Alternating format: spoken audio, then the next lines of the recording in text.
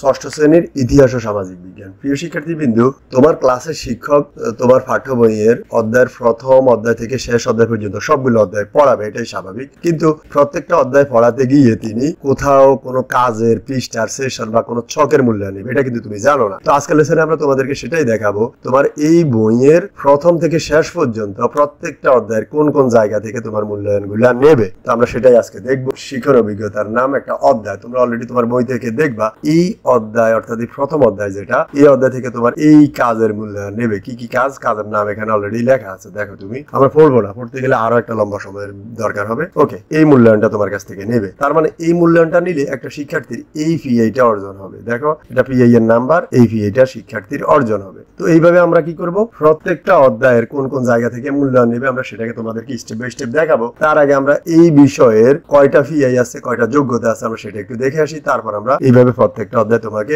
Step by step দেখানোর চেষ্টা করবো। প্রিয় শিক্ষার্থীবৃন্দ, তোমরা ইতিপূর্বে দেখছো যে পিআই মানে হলো পারফরম্যান্স ইন্ডিকেটর। তার মানে বর্তমান সময়ের পড়ালেখাগুলো যোগ্যতা ভিত্তিক, এটা তোমরা জানো।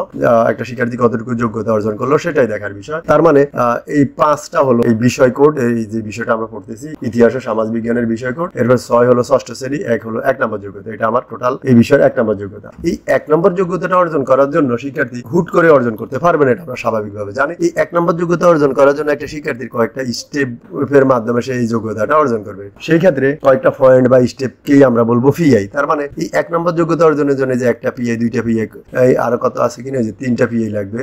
ওকে, তার মানে এই 3টা পিআই এর মাধ্যমে একটা শিক্ষার্থী এই যোগ্যতাটা অর্জন করবে। এবার আসো, এই পিআই জিনিসগুলো কোথা থেকে আসলো বা কিভাবে এর মূল্যায়ন নেবে। এইটা হলো পিআই এর নাম্বার। এই পিআই এর নাম্বার অনুযায়ী দেখো এই জিনিসটা তোমার মূল্যায়ন নেবে। তার মানে এই জিনিসটা কোথায় আছে, এই জিনিসটা আছে কোনো না কোনো পৃষ্ঠা, কাজ, সেশন, চকে। আমরা সেটাকে তোমাদেরকে একটু পরে দেখাবো। তার মানে কোনো একটা কাজ, সেশন, চকের মূল্যায়ন নেওয়া মানে এই জিনিসটা অর্জন হওয়া, কারণ ওই সেশন চকের সামনে এই পিআই এর নাম্বার লেখা আছে। তার মানে সেটা নেওয়া মানে এটা অর্জন হওয়া। আর এটা অর্জনের জন্য একটা শিক্ষার্থীকে কিভাবে মূল্যায়ন করবে শিক্ষক, এটার জন্য শিক্ষার্থীর যদি এই আইডিয়াটা তার মধ্যে পায়, তাকে দিবে ত্রিভুজ, তার মধ্যে এটা ফেলে তাকে দিবে বৃত্ত, এই আইডিয়া ফেলে তাকে দিবে চতুর্ভুজ। এইভাবে সামনের মূল্যায়নগুলো প্রত্যেকটা হবে এইভাবে। এবার আসো, তার মানে একটা যোগ্যতা, প্রথম একক যোগ্যতার অধীনে আমরা দেখলাম 3টা পিআই, 3টা পিআই কিভাবে মূল্যায়ন নেবে সামনে লেখা আছে।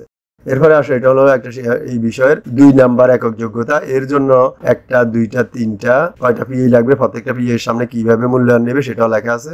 4টা পিআই লাগবে, 5টা পিআই লাগবে। ওকে, এরপরে আসো 3 নাম্বার একক যোগ্যতা, যেটা 3 নাম্বার একক যোগ্যতা অর্জনের জন্য একটা শিক্ষার্থীর 1টা পিআই, 2টা পিআই লাগবে, আরো আছে কিনা দেখি, 3টা পিআই লাগবে। এরপরে আসো 4 নাম্বার একক যোগ্যতা, এটা এই 4 নাম্বার একক যোগ্যতার জন্য একটা শিক্ষার্থীর 1টা পিআই, 2টা পিআই, 3টা পিআই লাগবে। এরপরে আসো 5 নাম্বার একক যোগ্যতা, 5 নাম্বার একক যোগ্যতাটা এটা 5 নাম্বার একক যোগ্যতার জন্য 1টা পিআই, 2টা পিআই, 3টা পিআই, 4টা পিআই লাগবে। 6 নাম্বার একক যোগ্যতাটা এটা, এই যে 6 নাম্বার একক যোগ্যতা এখান থেকে এই পর্যন্ত। 6 নাম্বার একক যোগ্যতার জন্য একটা শিক্ষার্থীর কয়টা, 1টা পিআই, আরো দেখবো আছে কিনা, 2টা পিআই, 3টা, 4টা পিআই লাগবে। 7 নম্বর একক যোগ্যতাটা এটা, এর জন্য 1টা পিআই, 2টা পিআই লাগবে। ওকে, 7 নম্বর একক যোগ্যতার অধীনে আরো আছে। তার মানে 7 নম্বর একক যোগ্যতার জন্য 3টা, 4টা পিআই লাগবে। এটা হলো 8 নম্বর একক যোগ্যতার জন্য 1টা পিআই, 2টা পিআই লাগবে। তার মানে আমরা দেখলাম একক যোগ্যতা অর্জনের জন্য 1 বা একাধিক পিআই এর প্রয়োজন হতে পারে। আর এই পিআই গুলোর মূল্যায়নটা নেওয়ার জন্য কোন পৃষ্ঠা, চক, কাজে যেতে হবে আমরা সেটাই দেখবো।